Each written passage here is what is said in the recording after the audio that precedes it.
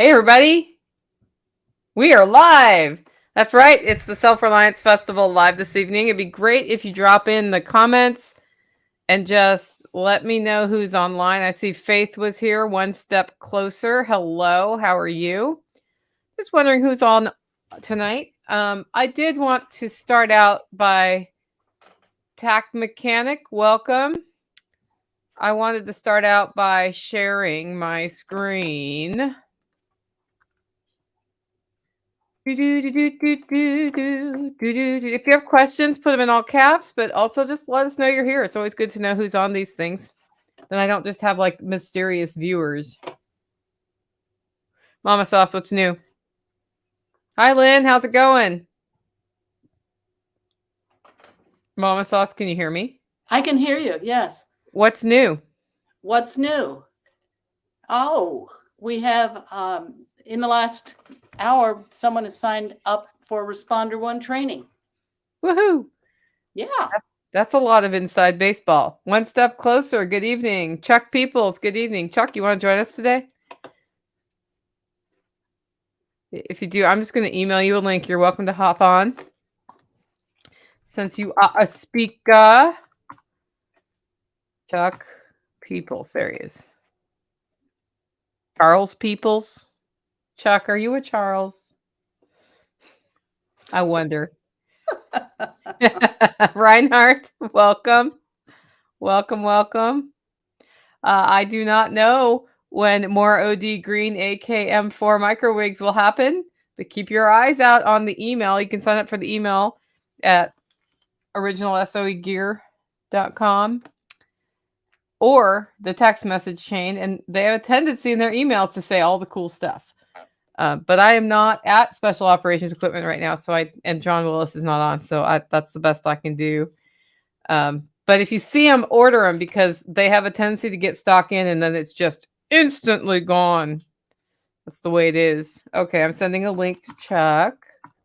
So you guys wondering about Self-Reliance Festival today? Do you know who Greg Yowes is? Rebel Gene, hello. Landon, hello.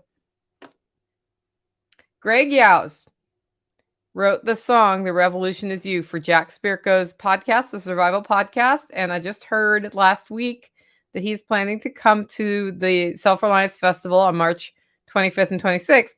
So I'm pretty excited about that. And he will be musical entertainment.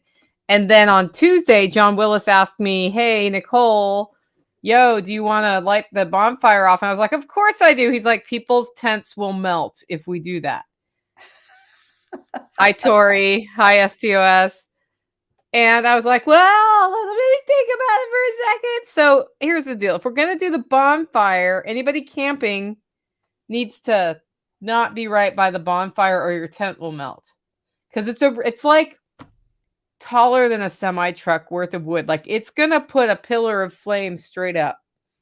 So we'll even want to move parked cars, I think, away from that part of the parking lot for bonfire night. So, hello, Danny. So I think bonfires are fun and we should totally do one. We'll also have Greg Yowes doing music. And then some other Self-Reliance folks were just over on the Telegram group saying, "Hey, should we have a jam session?" Because there's a bunch of musicians in our group. And I say, go for it. Go for it.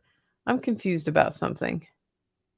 Oh, that's Mom's wall. Okay. I was like, why does my wall have that? But see, like, I can't touch that thing. Yeah, right there. I was like, that doesn't look like my closet door. Is it open? Like, what's going on there? Anyway, one step closer. Sign a waiver before attending the bonfire. It's a biochar workshop. Absolutely a biochar workshop. I mean, I think it'll be a lot of fun to do. So, plus John Willis needs to burn the wood that is piled in the pile. Anyway, I'm going to get the website up if it will load for me. I've been having some kooky internet problems. Does anybody else? Hey, Jason.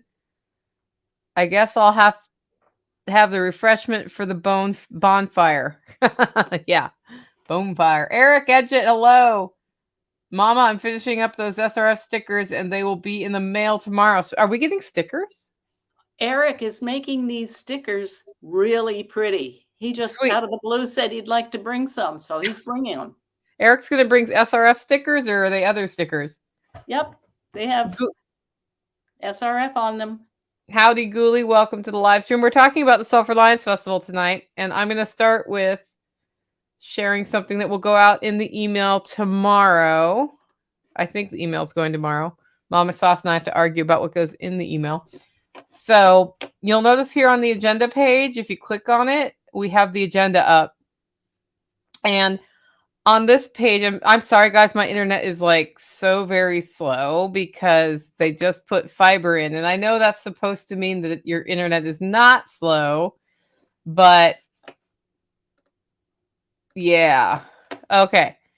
March 2023 agenda. So Saturday, so we have presentations in two places. In addition to, hi Chuck, how's it going? Hey. Good. We're going over the agenda right now. So we have presentations in a giant circus tent, and then we have presentations in a garage space that has a projector. Circus tent does not have a projector. And Saturday, we start out with John Willis and I, and me, sorry for the grammatical faux pas there, talking about how the festival is going to be. We're going to go through, we also have demonstrations that go on all day long, or they go on at different time segments, but they're at like the Distilling for Fuel demo happens over a 3 or 4 hour period of time, once or twice that weekend. But it does not happen from the stage. It happens in its own spot. So there's a lot of stuff like that, or like blacksmithing. Joel Riles will be running this dog. So we're going to have just sort of a highlight of what those options are. And then we'll also start the process that we always go through at Self-Reliance Festival, where we're looking to connect people with each other to form their own underground networks to support each other. So then Tag from Life Done Free is going to talk about modern off-grid living. Bruce DeVries is going to show us how to make biochar. Mike Shelby is going to do his area intelligence, like area study workshop, which is about 2 hours. Joel Riles is going to talk about defending against the 3 most likely attacks. Evan Dixon is going to talk about off-grid communications for the homestead.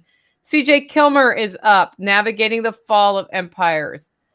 Angela and Garen Allard from Grumpy Acres Farms. We're going to do food preservation methods. Eric Johnson will be talking about backyard soil building. If you don't know who Eric Johnson is, that's Porterhouse. Stephen Boone will be doing Don't Be a Bitch, You Need Strength Training. Dana McClendon from TAC Response is going to be talking about how to create home safety. Sean Mills from Hack My Homestead is going to talk about how to do solar on the cheap. It's a complement to Tag's presentation. Dr. Ken Berry, we don't know what Doc Berry's talking about because he usually comes in to do the proper human diet. But he has also spent like the last year or so intensively focused on raising sheep. So he might actually be talking about that.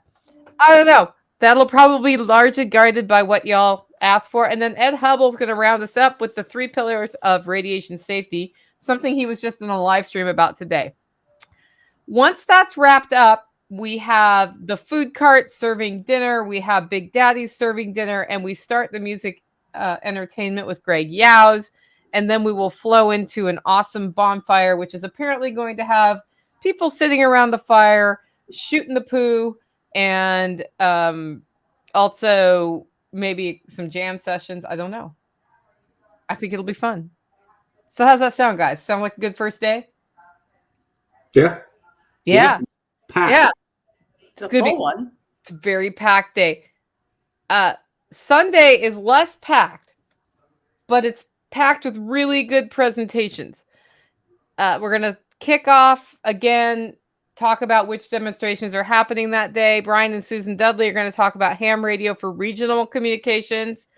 Bradley Bleasdale's coming in from the Sequatchie School. He's going to talk about why you need a mutual assistant group and how to start one. And he's a great one to learn this from because he has helped several start. And then what Brad does is he helps them start. He gets people motivated, hands over the reins, and walks away and helps start another one. That's what he's really good at. Chuck Peoples. Hey, Chuck, what are you talking about? I am going to talk about what it actually takes to do prolonged care, homestead medicine things like that. What are you going to do after you stop the bleed? If you Yeah. have to take care of somebody 2 hours, 2 days, 2 weeks, 2 months. I'm excited about that because I didn't really understand how involved wound care was until my dog had a really bad wound. Yeah, it's Took it's. 4 I'm going to months go over that to a lot. heal. 4 months. Yep. And everything, like the vet was great. They taught me how to take care of it at home. And now I know how to take care of people wounds too, because it's the same thing. You got to keep it clean. Yep, that's the most important thing. Yep. Cleaning and debriding. Yep, exactly. And that's none of which is fun for the animal. But yeah, she's right here. She just walked in. Hey, Mom. I'm up next. I'll be talking about smart homesteading. And that's not like smart cities or 15-minute cities or even a 15-minute homestead. But I do talk about taking a permaculture lens to your homestead. And I'm going to share really crappy decisions I made early on before I understood a better way to organize, so that if you're thinking of starting a homestead or you've already started one and you're overwhelmed, it's a key to get back on track and organize that. David Swiney's talking about understanding Sweeney. I always say his name wrong. Understanding and managing back pain on your own, something that as some of us get older on the homestead, probably want to pay attention to. Bear Independent will be speaking on Sunday, CEO and well prepared for anything. Donald Young is going to give us confessions of an ambulance driver. And then Paul Wheaton is closing the show. Natural building, Wafati homes, and truly passive greenhouses. So the ongoing demonstrations, food preservation. So the folks doing food preservation are going to have an outdoor setup for canning and some other things. So you can check it out all weekend long. Sean Mills is going to have solar systems and supplies. Stephen Boone is going to have a fitness challenge for you. Chuck Peoples, Medical Treatment Center. Bruce DeVries is going to be making the biochar. Jason Routbart is going to be doing blacksmithing, cider and meat making. Is that Jason? I think that's Dakota. It's Dakota Lovato. Yeah, we have the wrong name. That's Dakota. But Jason Routbart is going to be doing distilling for fuel. Evan Dixon is doing short range communications. Joel Riles, dog demonstrations. Brian and Susan Dudley, long range communications. Michael Sparks with late breaking news. He's going to talk us how to. He's going to have a demonstration at his booth. He has an AMSOIL booth. He's going to show you how to actually use Bitcoin and how Lightning works for people who are like, I don't know, Bitcoin's weird. You can go get a demonstration and help setting yourself up to be able to just understand how Bitcoin works so that you know what to do, especially when we transition into a centralized digital currency. Because we're not stopping it, guys. So understand how cryptocurrency works. Understand how Bitcoin is unlikely to be the CBDC. Because the CB part of that is not really built into Bitcoin. But if you start understanding how it works, when the centralized currency comes, you can do what you need to do with that. And I think you can hedge against the centralized digital currency by understanding how alternative currencies work and realizing how to tap into that. I don't think silver is the only solution or gold is the only solution. I think a digital currency is how we buy coffee from Hollow Roast and get it shipped to Oregon. Right? Yeah, I think it's definitely going to be an unfortunate future. I don't think we're going to be able to stop it. Yeah, it's got to happen. Yeah. And we in essence already have that functionally with our banking system. It's just it'll be even more controlled. But they're already turning us off for things like the way we process payments at selfreliancefestival.com goes through Stripe, which is a banking system. They became aware of us last week and decided they weren't sure if they approve of us or not. So it's possible that next week around Tuesday, they will stop allowing me to withdraw money from the Stripe system until I go through an appeals process, which I've already started. And luckily, a lot of y'all already bought your tickets, and the money is sitting in my actual bank account waiting to pay for expenses. So That's good. But we may end up sooner than later, rather than later, needing to go to an alternative payment system. We may have to use cryptocurrencies, which is fine. I actually intended to have Bitcoin options on this site originally. In fact, if I get a bee in my bonnet, I might do it over the weekend and just make it one of the two options. So they're already shutting people down they don't approve of. They have not shut us down. I'm hoping they don't, but we'll see what happens. Anybody want to jump in on that one? Well, I mean, it's happening everywhere. If you look at everything, there's stores now that don't even accept cash. They want to track you. They're doing everything they can, in my opinion, is to control you. They want to see what you're doing, what you're spending your money on, and who you're associating with. Yeah. That's absolutely true. Cool. I got to ban my first user this year on the Self-Reliance Festival account. Nice. Yeah. Let's see. A vacuum is needed on some wounds. Some wounds get better slowly, but can get worse fast. They can, and you could create homemade, so to speak, wound vacs. Yeah. And you can buy them and stock up on them, but you really have to know what you're doing with that, and that goes into some more training on some more advanced wound care. Wound care could be an all day long class. That could be something we could discuss for 2 days. It just depends on how in depth you want to go to. Yeah. Jason's wondering, is my spot my normal spot? I assume the answer is yes, right? The answer is yes. And Jason, your spot works so well for you. I don't think we're ever going to let you not have your spot, because it's the perfect spot. One Step Closer says, could you please remind the speakers and presenters to bring swag to sell? I want to support them. Yes. A lot of them are bringing things to sell, and the ones who aren't, it's up to them. Why are you raising your hand? I want to say something in a minute.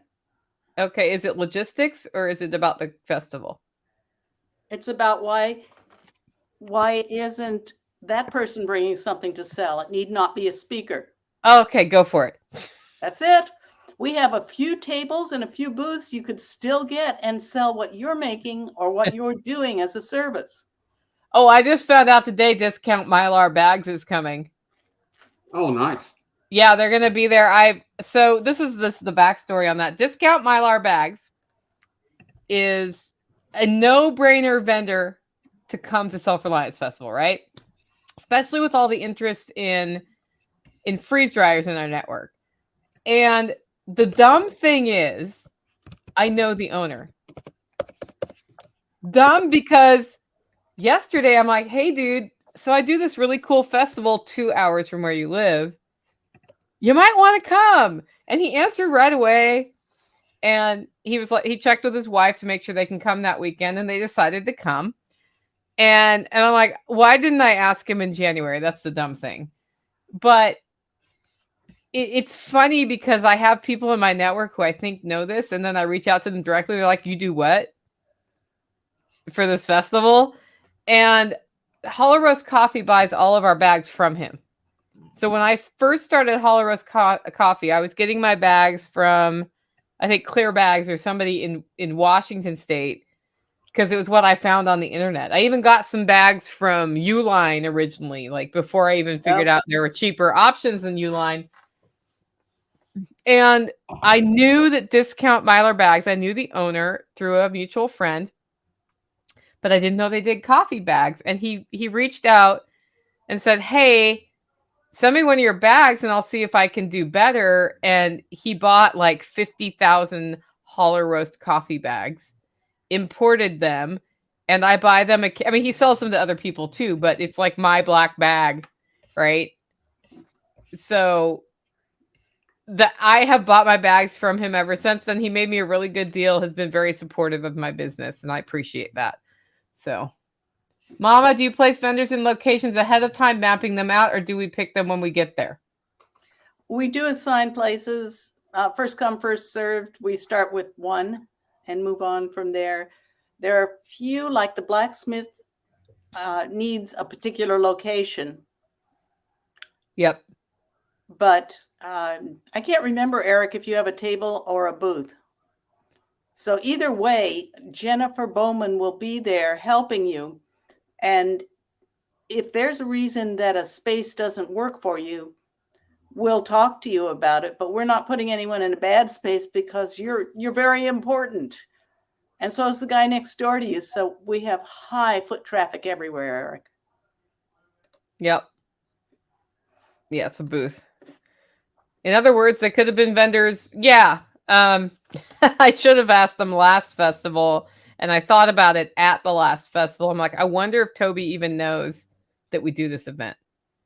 And now I know he knows. So that worked out well. So Chuck, when you first started coming to Self-Reliance Festival, because you've been doing a lot of the emergency medical at Self-Reliance Festival for most of them, did you already have your business started, or did you start that?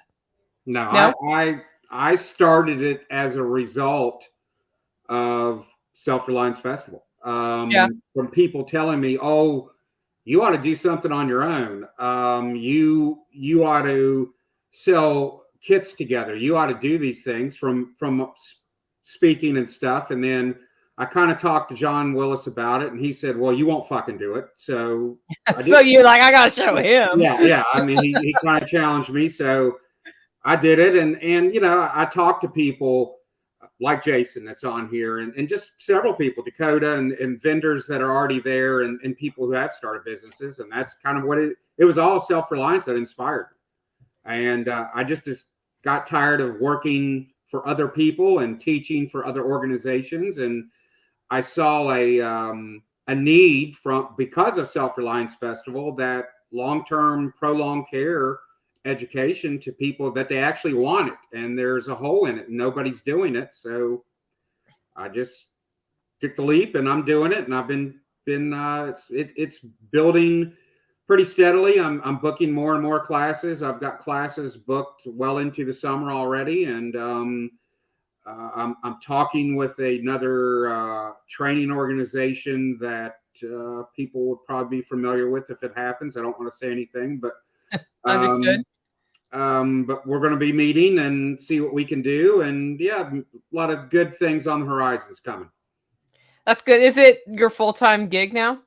No, but I'm hoping. Yeah. I want it to be, and that's what I'm building towards. All the money I make out of it, I'm putting right back into it. Yeah, that's the way to do that. Yeah, and that's what I'm hoping to do. That within a year, that's what it is going to be, my full-time job. Well, congratulations. I love to hear stories like that, because I think the cool thing about Self-Reliance Festivals, we have that overlap of homesteaders and preppers, right? And what has happened is that both of those categories have really focused, one on producing their food, others on storing things and building things up, and like self-defense skills or medical skills or communication skills. And both segments, the tendency is to ignore another very important area of preparedness, and that's financial preparedness. And a great way to get ahead on that is to work for yourself, because you change the equation of your finances when you are responsible for your income 100%, in a couple of ways. One, you get confidence because you realize, I can make money and I don't have to work for somebody. I don't have to feel like I'm doing everything they say. And the second thing is, the way the tax structure works on a business is money comes into your business, you deduct expenses, and then you pay taxes. Wherein when you make money, money comes in, you pay taxes, and then you pay your expenses.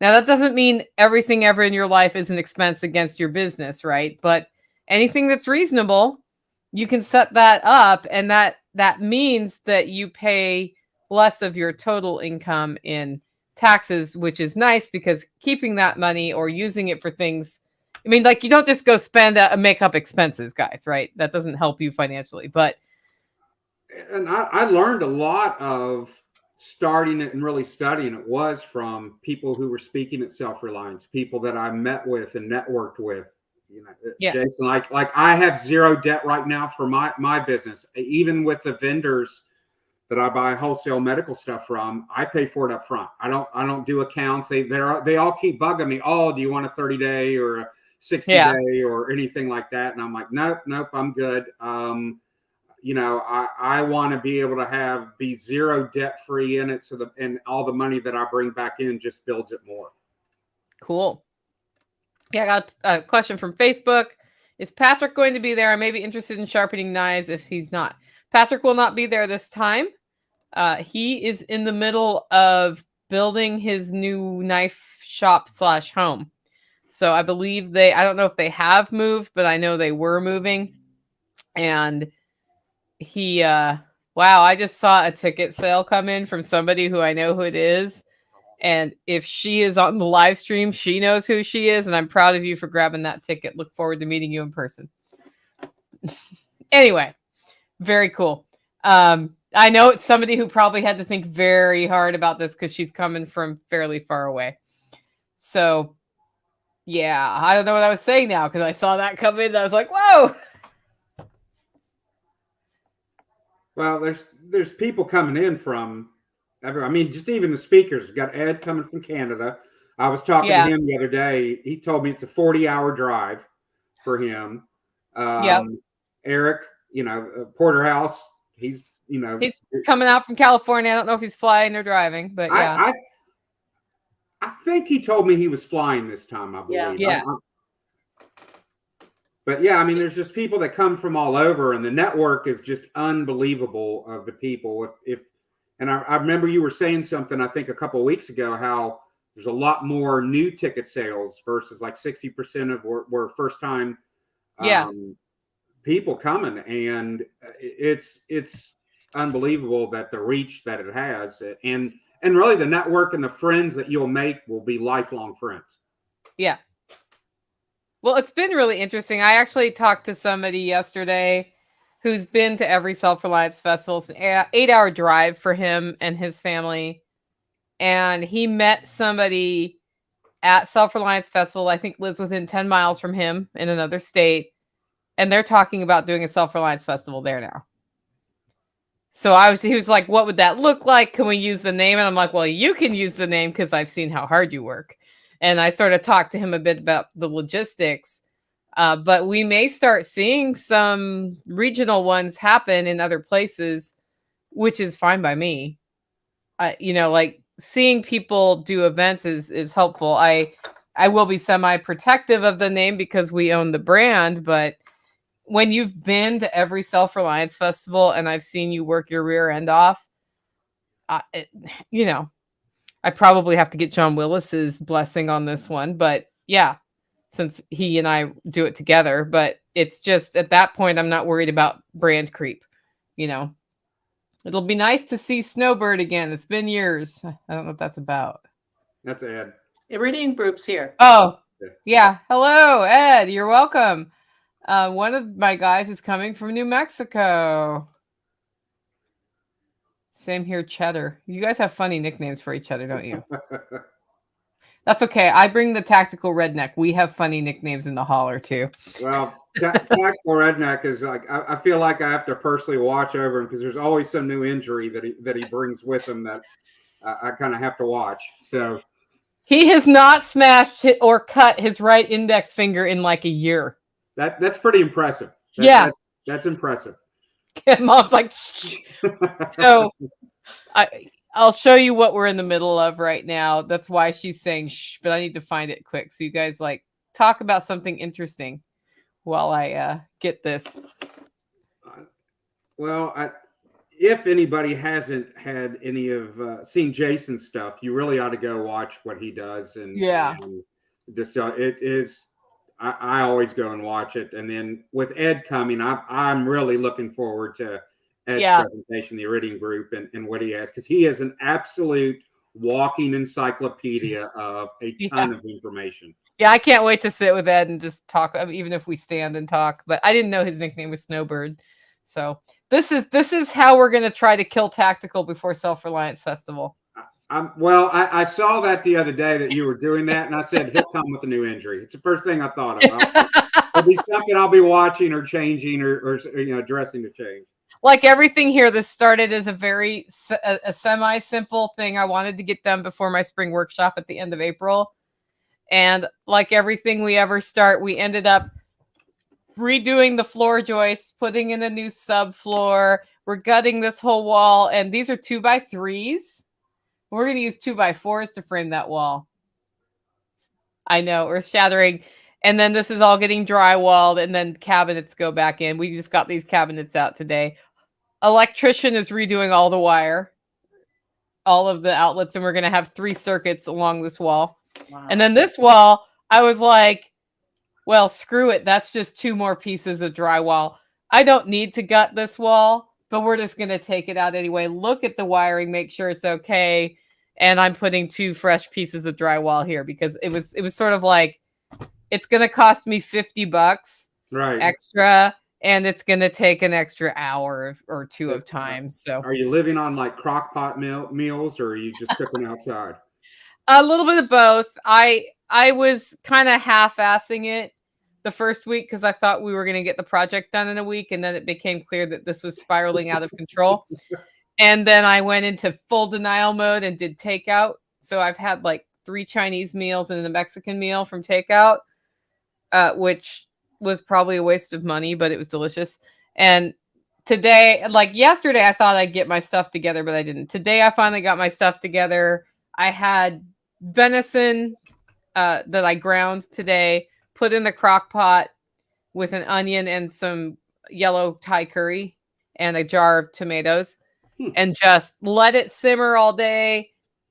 Topped it off with coconut milk, and then I have freeze-dried broccoli. So it's all food that I've preserved here.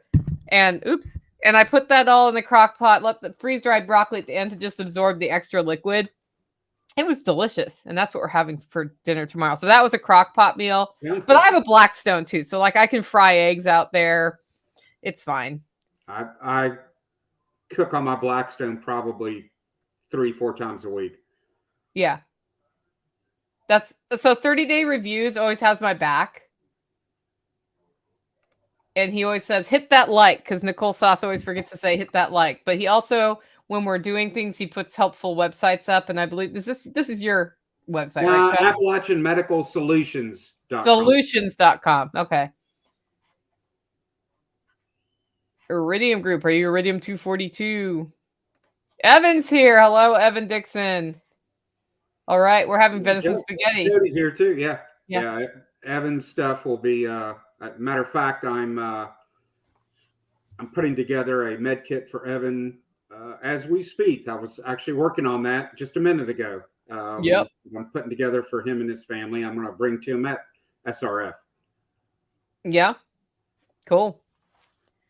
So the story behind the venison needing to be ground is that a year ago, Mama Sauce was presented with a deer while I was out of town. Hey, Mama Sauce, have you ever butchered a deer before? No. And so she called me. She's like, what do I do? And I was like, well, you cut it into chunks and you put it in bags and you put it in the freezer. I mean, if they're not the official right cuts, it doesn't matter. She did a pretty good job. Like the hams, she kept whole, and that's great. And I served those at my spring workshop. The way she labeled the bags was very creative. I have deer shins in my freezer. Those are gone now. What are those called? A lot of people use the word hock. Hock is a very popular word for that. Oh. Deer shins. That's a first. Shins worked though. I'm not looking a gift horse in the mouth. I was out of town. There was a deer. It had to be cut off. I'm from West Virginia, and I've heard all parts of deer called many different things, but shins, that's definitely a first one. That's a new one. So the other thing is she was really good at gleaning every bit of meat from the deer, but she didn't know about silver skin. Nope. So on the hams, I was able to get the silver skin off, but I ended up with these bags of cuts of meat that were boneless, that were marked boneless deer hunks. And The first time I made a stew out of them, I was like trying to cut the silver skin on, and I was like, light bulb, I can just throw this through my meat grinder Yeah. and not worry about it. So that's why it had to be ground. But yes. I And actually, I actually feed my dog deer meat, ground deer meat that we had. yeah, We it took my brother has a hunting lease, and he took older deer. Meat was pretty tough, and it just wasn't going to be anything good. We had plenty of deer, so that became dog food. So my dog gets to enjoy that. Yeah, and it ground up, but yeah, deer chunks and deer shin. That's yeah. It was boneless deer hunks. Actually, boneless deer chunks. Yeah, and it was delicious. So she did a fine job, and that kind of goes back to my thing about butchering. Like, you learn how to butcher, but if you don't know how to butcher, and you didn't mess things up by getting the excrement of the animal all over everything or something crazy like that, there's not a lot you can do wrong, because at the end of the day, it's meat. And you can probably, even while you're at SRF, if you happen to come in Friday and you're taking Bears class, which then you have to follow up with coming to my presentation, because they go kind of hand in hand. They do. I'm sure if you can find John early enough and you can keep up with him, he may give you a quick demonstration on how to butcher a rabbit or something like that, because I don't even know how many he has at this point. My biggest lesson learned was that I knew how to cut apart a chicken. Yeah. Yeah. So I looked for all the same joints, and they're a whole lot bigger on a deer. Yeah. They are bigger, but they have similar things. Like, you can pop the hip out and all that. Yep. And you do. And, I've cut up a lot of deer. And this winter, this is what happened to me. I had gone all in on this webinar, my Power Pantry webinar. And I had hundreds of people coming to this thing. And it was like, wow, this is my best head count ever. I'm so excited. So then I have to overachieve, and I'm really stressed out about setup and all this other stuff.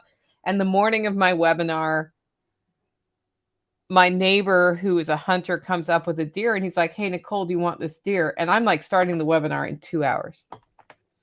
And I'm like, yep. And I call Nighthawk on Zello, and I say, hey, Nighthawk, I need you to come skin the deer and gut it. Well, it's already gutted because they field dressed it. Skin the deer and quarter it and throw it in my fridge outside, and then I'll deal with it either later today or tomorrow. So he's like, okay. And then my neighbor's friend who went hunting with him comes rolling up with a second dead deer.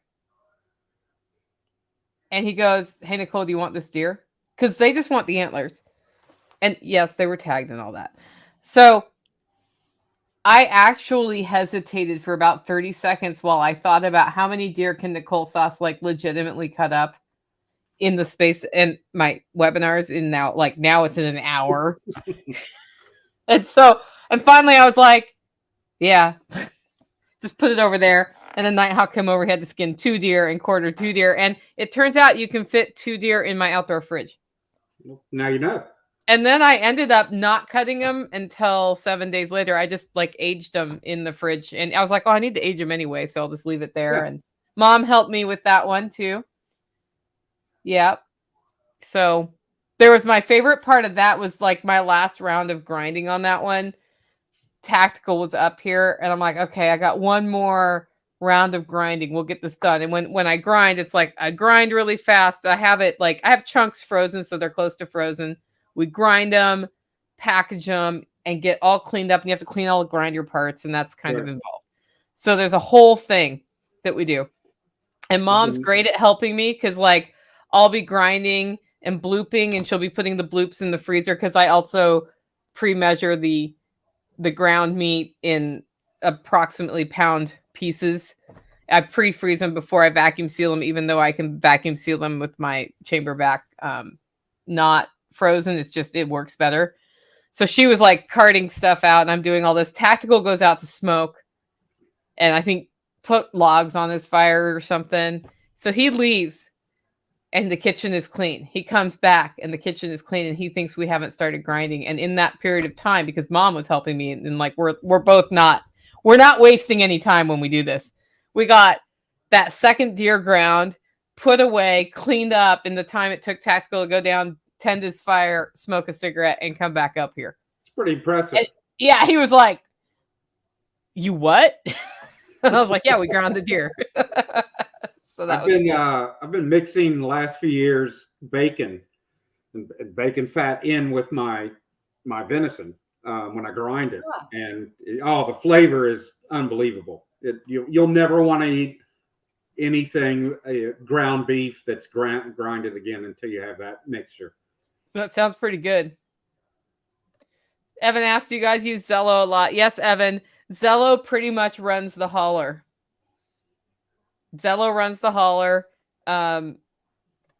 It's how tactical and I like roust each other for, because he'll be over the other pasture and I'll be like, "Hey, it's whatever." Today, while I was on Spicy Sisters with Amy Dingman, it turned out that my well house decided to break. But I didn't know it because I was on a live stream. So then after a live stream, obviously the first thing you do is pee and flush the toilet, right?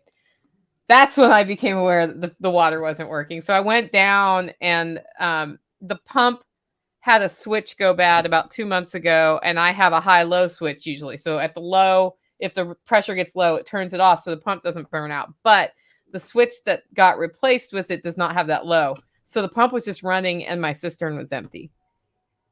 And it got so warm that the pipe fitting that was PVC melted enough that water was coming out. And I turned it off. Luckily, the pump didn't burn out. There's now a high-low switch down there. And I drove to town. I was like, I'm just going to get the stupid switch we should have gotten 2 months ago. But Tactical was in town, in a different town, different car. And I knew he was at Lowe's. And I was like, "Hey, Tactical, you at Lowe's?" He's like, "Yeah." I'm like, "The well system just broke." And that's all on Zello. And he's like, yeah. So we talked about what he needed to get there related to the repair. And then I went to B&G Plumbing in Smithville, Tennessee, are the best people ever. Like, if you ever need to know how to do an electrical or a plumbing thing, they will walk you through it. But they also have the high-low switch, which Lowe's does not carry. So now the high-low is not in, but the well system's working again. Mom will be pleased. And for once in our lives, Mama Sauce was not here when we ran out of water. Yeah. Let's see. Radio Made Easy. Most mobile bank apps, Zella is built in. Now I'm talking about Zello. Zello is not Zella, or it's not Zell. Zello is like an app on your phone that functions like a CB radio that truckers use. So it's actually a really cool way if you have a group of people that you want to network with, like your inner circle. It's a really great way to stay in communication. So anyway. All right. I just go with Evan with communications. That's what I'm doing. My son and I we've been trying to figure out exactly what we're going to get from Evan. He lives about 30 minutes from me. Yeah. And we're trying to come up with our communications plan and stuff in case things don't work like they should, and we need to go to that. So yeah. The thing about Zello is no Wi-Fi or cell network, no worky. Right. And then you need to go to some other option. In fact, Zello does not work at the Special Operations Equipment compound. It sort of works.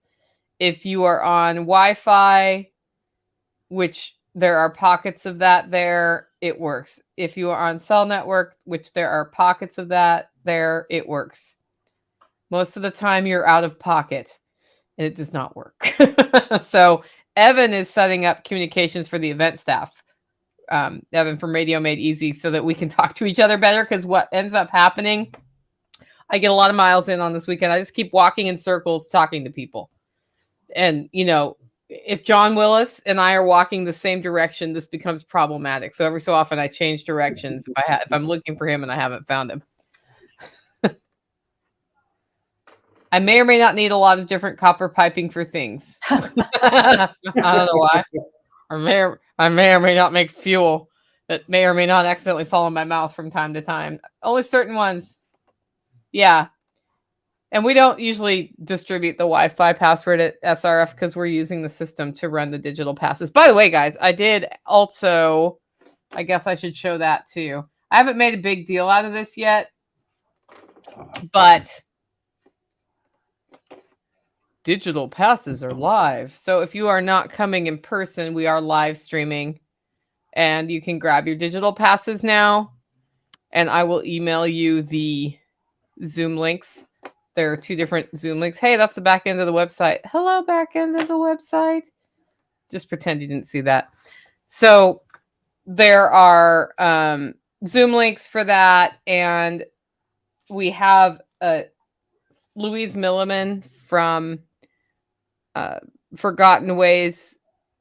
My Rad Life. PMC. No, that's not her. She's changed her business name. It's Forgotten Ways Private Ministry Association, PMA.com. She's going to be there doing the MC for that, for the digital tickets. So, see, isn't 30 days of reviews just needs to work for me. He's the best. If you haven't checked out 30 Day Reviews YouTube channel, what he does is he tries things for 30 days and then he does a review. He's done a lot of beard oils and things. And he was working on building, I can't remember if it was a canoe or something else out of wood. Like, he's totally done some really cool woodworking things, and he puts that on his channel too. I don't know if he puts it on 30 Day Reviews or another, but go check his channel out, man. It's really cool. My wife is soap is always needed. Anyway, do we got any other questions? Have I forgotten anything? Mama Sauce, anything else we need to talk about? Chuck, anything we need to talk about? My usual things are to just tell the people here to bring chairs. You'll be happier if you bring a chair. Yes, so there will be some chairs there. But if you are, especially if you're local, BYOC, bring your own chair. And you'll be more comfortable. And if you're allergic to bee stings, please, dear God, bring your EpiPen. Thank you for that reminder. I should bring my EpiPen. Yeah, because we had, I think the last one in October, we had, I don't know, it's 4 or 5. Yeah. Couple dozen bee stings. So, please bring your EpiPen so I really don't have to work. Hopefully the bees won't be as active now, but actually they'll be awake by then based on the weather I'm seeing. So, yeah. It's going to be interesting to see what survived the winter on the food forest that was put in for John Willis, because this was a really harsh winter for plants that were just planted. I lost 20 rosemary plants over the winter.